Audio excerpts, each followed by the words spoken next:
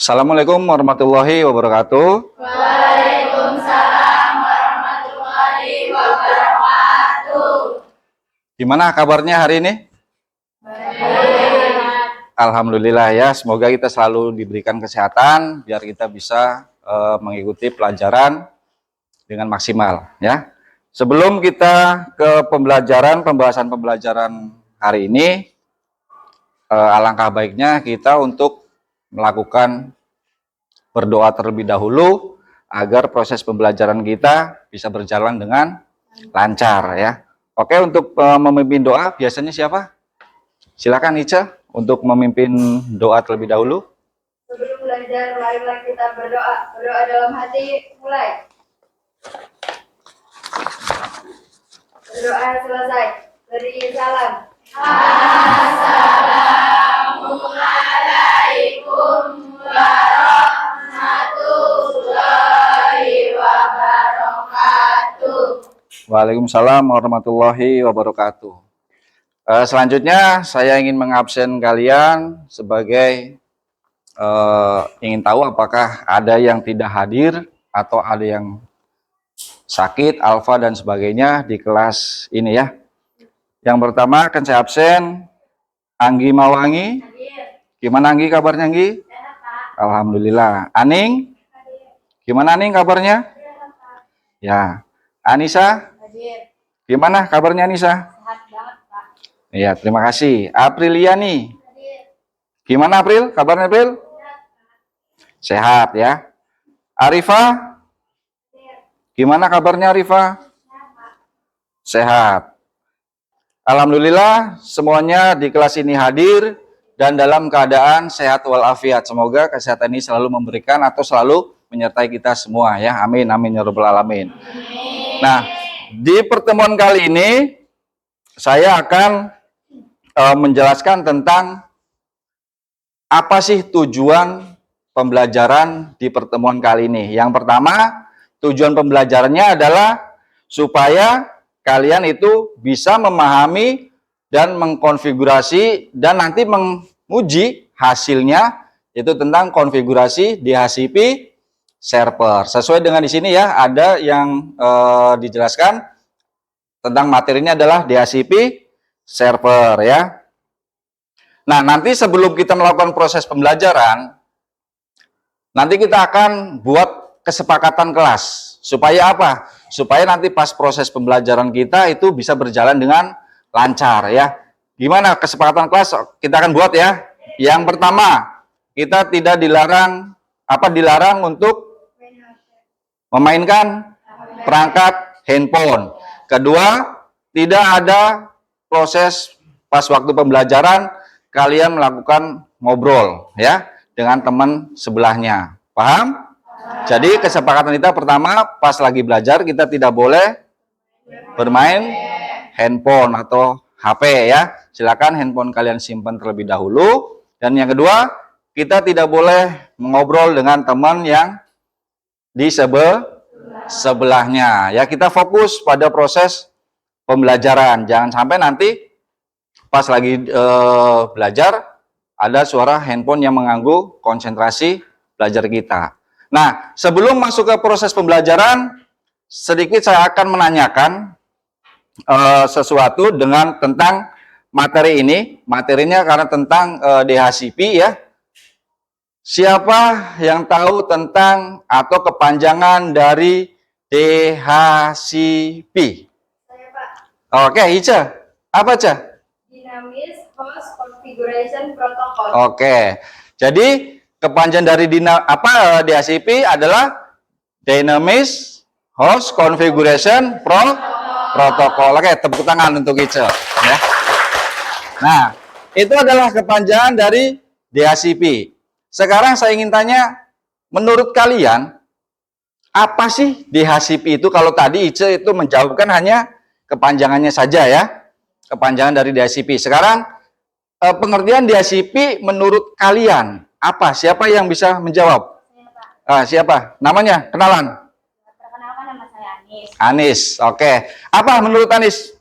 Memberikan alamat IP Memberikan alamat IP address ke klien secara otomatis. Memberikan alamat IP address ke klien secara otomatis. Bagus banget jawabannya. Ya, tepuk tangan untuk Anis ya. Terima kasih Ice dan Anis. Jadi secara garis besar yang saya tangkap adalah kalian sedikit sudah mengetahui ya tentang apa itu yang namanya DHCP. Oke, sebelum ke proses pembelajaran selanjutnya, sedikit akan saya kasih motivasi kepada kalian karena dengan adanya motivasi ini semoga saja kedepannya kalian bisa meningkatkan pembelajaran kalian atau meningkatkan kedisiplinan kalian pada proses pembelajaran kedepannya. Yang pertama, ingat yang namanya ilmu ya itu adalah sebuah kunci dari yang namanya kesukses.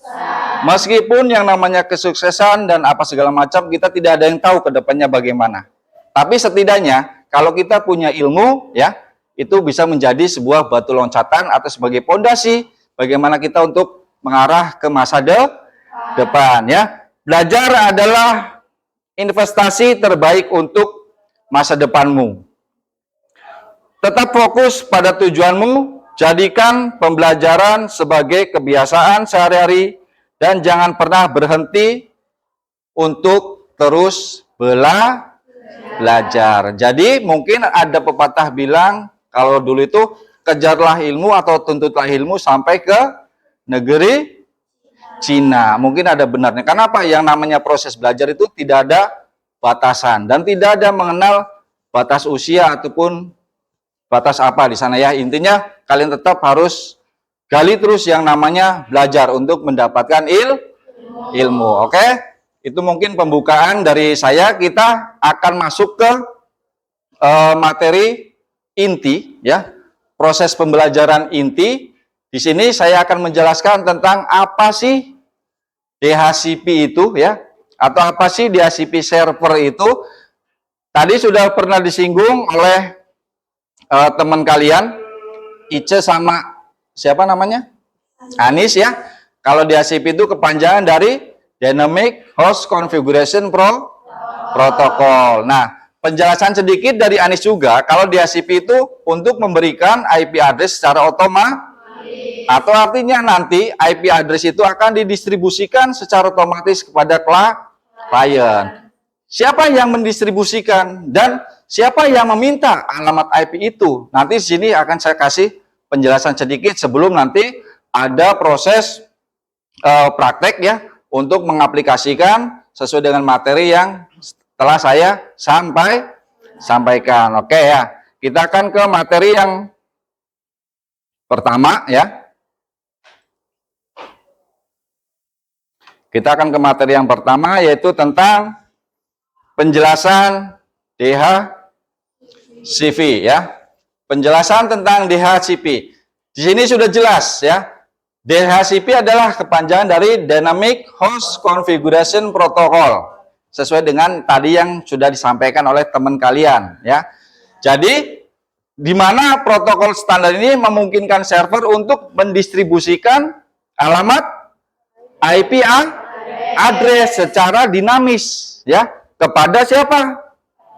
Kepada perangkat lain yang membutuhkan atau kepada perangkat lain dalam sebuah jaringan. Nah, perangkat lainnya itu siapa ya? Berarti klien. Kalian harus ingat pada materi-materi yang terdahulu ya, yang kemarin-kemarin, kalau pemberian alamat IP address itu ada dua cara ya kan? Ada dinamis dan ada statis. Atau artinya apa? Ada secara otomatis dan ada yang secara manual. Kalian sudah bisa menjabarkan kemungkinan ya, kalau yang otomatis itu seperti apa, kalau yang manual itu seperti apa ya. Sekarang gini, tanpa adanya DHCP, konfigurasi jaringan itu harus dilakukan secara manual. Karena sesuai dengan tadi, kalau pemberian alamat IP address itu ada yang secara otomatis dan ada yang secara manual ya. Pada setiap komputer menjadi IP address yang berbeda. Nah, sekarang gini, yang namanya DHCP sebagai administrator jaringan ya, atau sebagai kita sering memberikan alamat IP address pada ruang lingkup jaringan, kadangkala itu sangat dibutuhkan sekali. Kenapa? Siapa yang bisa jawab? Kenapa? Seorang administrator itu membutuhkan konfigurasi yang namanya DHCP. Mengacu dari materi tadi yang dua itu, antara dinamis dan statis. Siapa yang bisa jawab? Nggak ada yang nggak bisa jawab? Oke. Nah, kenapa seorang administrator? Ya biar dia pekerjaannya semakin simple ya, atau semakin mudah. Karena logikanya gini, seorang administrator kalau kita memberikan alamat IP address masing-masing pada komputer dalam jumlah besar, kadang-kadang kan menyita waktu ya. Kurang efisien. Banyak menyita waktu di mana kita harus mengkonfig ke IP satu-satu tiap komputer. Sedangkan di komputer itu misalkan dalam ruangan itu komputernya lebih dari 100 misal ini mah. Itu kan kita nggak mungkin satu-satu nyeting kan. Banyak waktu ya, banyak memakan waktu. Makanya kebanyakan seorang administrator itu menggunakan sistemnya pemberian alamat IP address-nya itu menggunakan DHCP. Dan perlu kalian ingat, kalau yang namanya IP address, masih ingat kan? Itu tidak boleh ada yang sama pada masing-masing perangkat ya. Nah, nanti di sini ada sebuah penjelasan apa sih fungsi dari yang namanya DHCP. Fungsi-fungsi dari DHCP itu nanti saya akan jelaskan. Nah, salah satunya mungkin tadi yang pernah saya singgung ya. Karena di sini sudah jelas ya. Dengan menggunakan DHCP, alamat IP perangkat dapat dibagikan ke perangkat lain dalam waktu secara otomatis. Makanya tadi ada bahasanya atau ada istilahnya, seorang administrator itu kerjaannya atau pekerjaannya lebih efisien atau lebih cepat ya daripada menggunakan IP manual.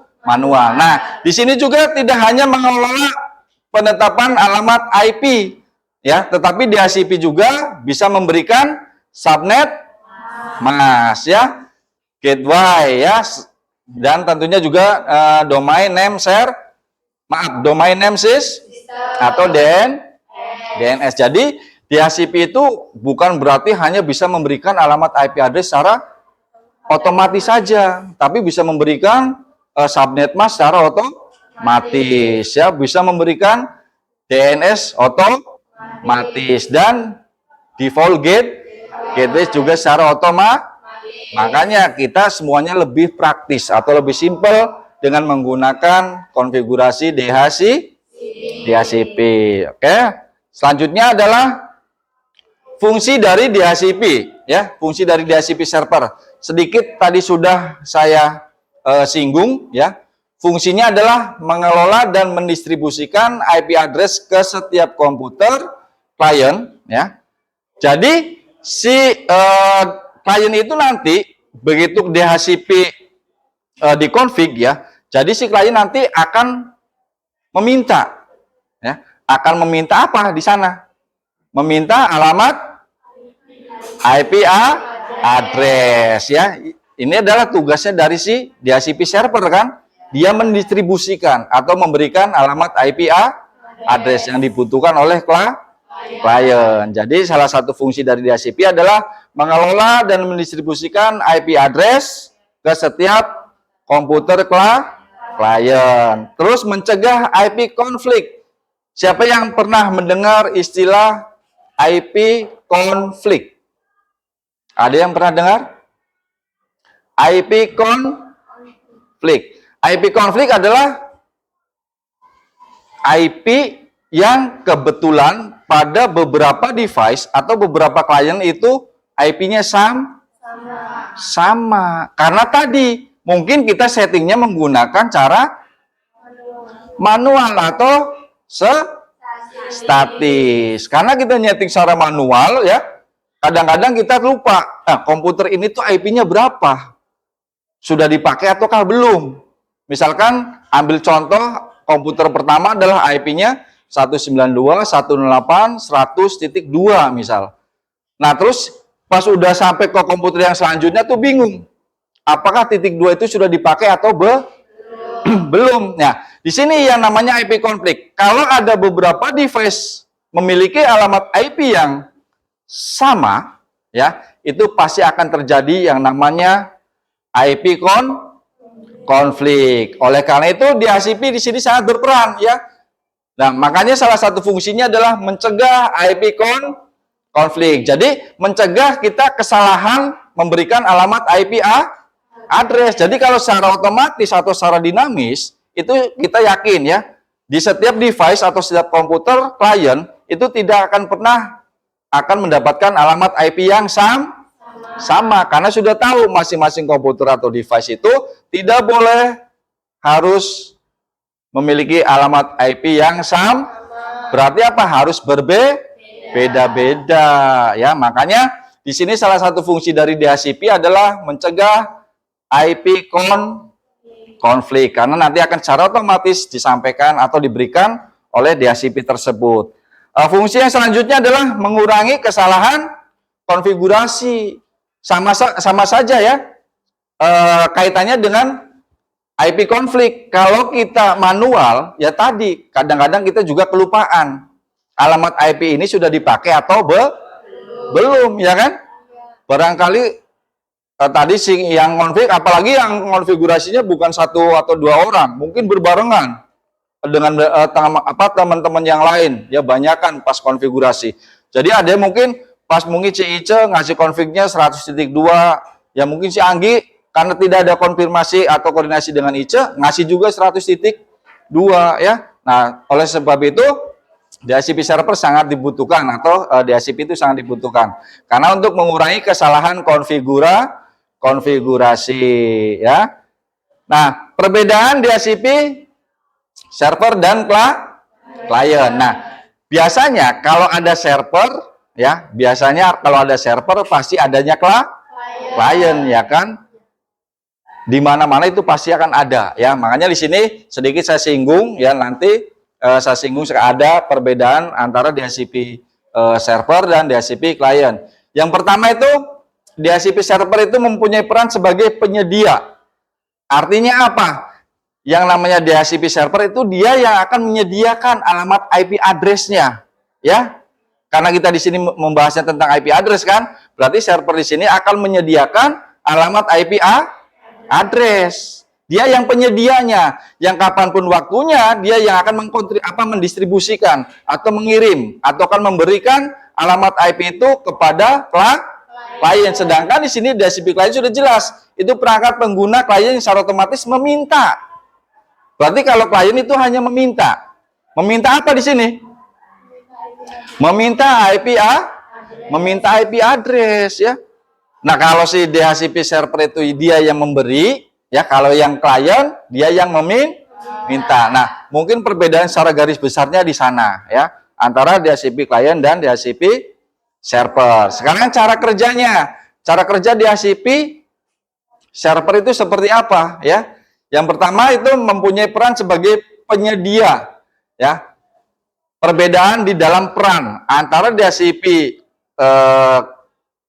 maksudnya DHCP klien dan DHCP server itu perbedaan yang pertama adalah pada perbedaan peran seperti tadi yang sudah disinggung. Kalau DHCP server itu sebagai penyedia ya atau kan memberikan alamat IP address, tapi kalau DHCP klien dia sebagai penerima alamat IP address yang nantinya akan diberikan oleh si DHCP server tersebut. Jadi cara garis besarnya gini, DHCP klien itu dia perannya dia hanya meminta saja ya, meminta IP address pada DHCP server. Nah, nanti DHCP server dia yang akan mendistribusikan. Tetapi mendistribusikan juga bukan sembarangan mendistribusikan. Artinya apa? DHCP server dia tidak akan memberikan alamat IP address-nya kepada DHCP klien jika si klien itu tidak meminta ya. Apabila klien tidak meminta, maka DHCP server atau server juga tidak akan memberikan alamat IP address yang dibutuhkan ya. Nanti kalian sedikit ada tugas dari saya, yaitu tugasnya untuk apa? Tugasnya ya ada untuk mengkonfigurasi yang namanya DHCP server. Nah, nanti di dalam tugas itu kita akan bentuk kelompok ya. Kelompoknya itu antara 5 sampai 6 kelompok. Dan kebetulan kelompok kita juga sudah dibuat ya. Berarti di sini ada berapa kelompok? Ada 6 kelompok. Nah, nanti semua kelompok itu akan saya beri lembaran LKPD atau lembar kerja peserta didik. Masing-masing kelompok kalian akan mendapatkan 1 lembar yang namanya LKPD. Kelompok 1 ya. Tolong kelompok 2. Kelompok 3 sebelahnya. Ya, itunya ditulis, nama kelompoknya ditulis, terus langkah-langkah dari instruksi tugasnya apa ya. Siapa ya kelompoknya yang sudah selesai? Kelompoknya Anis sudah selesai? Sudah. Kalau sudah selesai, silakan untuk mempraktekkan konfigurasinya di depan. Sekalian uji hasil konfigurasi ya. Apakah kelompoknya Anis itu berhasil atau tidak ya untuk melakukan konfigurasi DHCP server. So, silakan Anis dengan kelompoknya maju ke depan.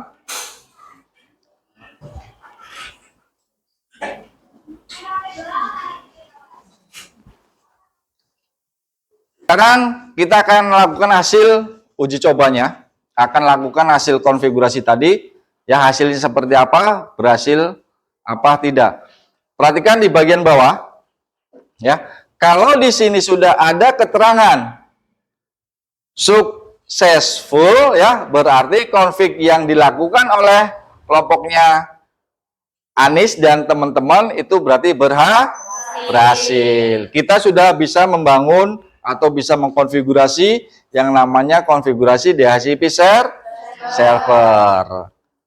Dah, jelas? Oke, tepuk tangan untuk kelompoknya Anis ya. Oke ya. Kita sudah melakukan proses pempraktekan atau proses uji coba konfigurasi DHCP server yang tadi sudah kita bahas bersama-sama di kelompok kalian sesuai dengan LKPD yang sudah kalian kerjakan di sana ya.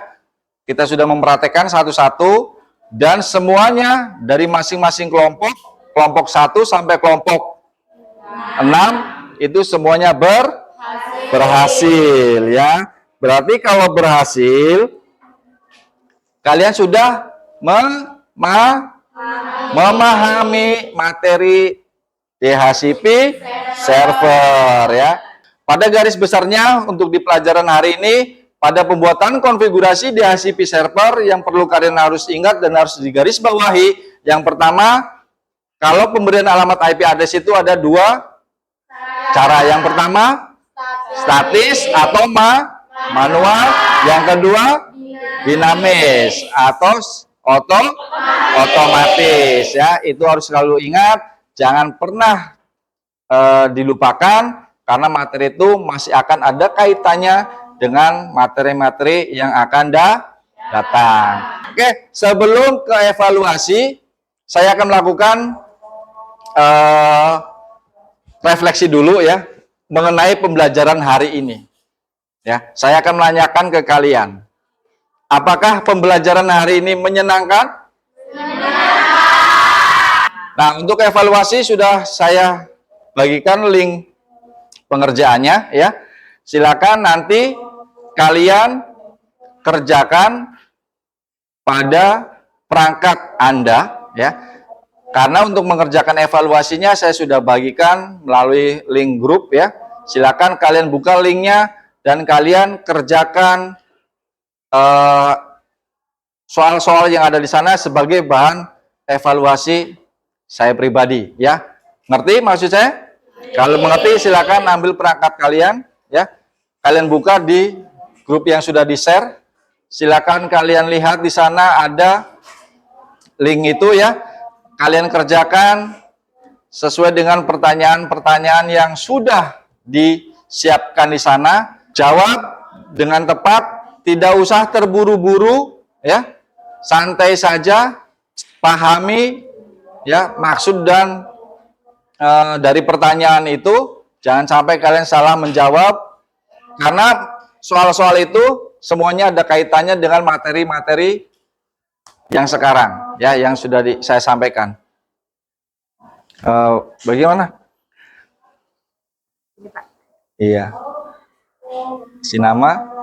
Kita lihat siapa posisi pertama. Oh, Tania Raya ya. Tania Raya sebagai posisi yang pertama. Tuh. Ya, selamat untuk Tania. Kedua Cantika, ketiga Ica ya. Terima kasih untuk evaluasinya dan evaluasi ini akan dijadikan sebagai pembelajaran saya, sebagai tolak ukur saya bahwa proses pembelajaran hari ini dianggap berhasil ataupun tidak, ya, itu dari kalian ya. Kalau kalian bisa menjawab pertanyaan-pertanyaan tadi, berarti saya anggap proses pembelajaran dianggap berhasil. Jadi sekarang materi DACP Server selesai. Alhamdulillah kita sudah melaksanakan pembelajaran dengan lancar. Kalian juga sudah bisa memahami dan saya juga bisa melihat hasilnya. Dan untuk kedepannya kita akan memasuki materi baru ya, yaitu tentang memahami, menginstalasi dan mengkonfigurasi namanya FTP Server atau File Transfer Protocol ya. Terima kasih atas waktunya. Semoga hari ini kalian selalu semangat, semoga hari ini kalian selalu sehat agar besoknya lagi kita bisa melakukan proses pembelajaran dengan lancar. Untuk menutup kegiatan hari ini, alangkah baiknya kita diakhiri dengan doa bersama ya, agar pembelajaran kita hari ini bisa mendapatkan manfaatnya, bisa bermanfaat untuk kalian, bisa bermanfaat untuk kita semua, dan mudah-mudahan ilmu hari ini yang kita pelajari kedepannya bisa memberikan sedikit jalan keluar dalam menghadapi masalah-masalah materi yang akan datang. Untuk mengakhiri proses pembelajaran hari ini dipimpin doa lagi oleh Ica. Silakan Ca. Untuk menutup pembelajaran hari ini kita juga tutup dengan berdoa. Doa biasa saja. Pembelajaran hari ini sudah selesai. Alangkah baiknya kita berdoa. Berdoa dalam hati mulai. Berdoa selesai. Terima kasih atas waktunya. Saya ucapkan Assalamualaikum warahmatullahi wabarakatuh. Waalaikumsalam.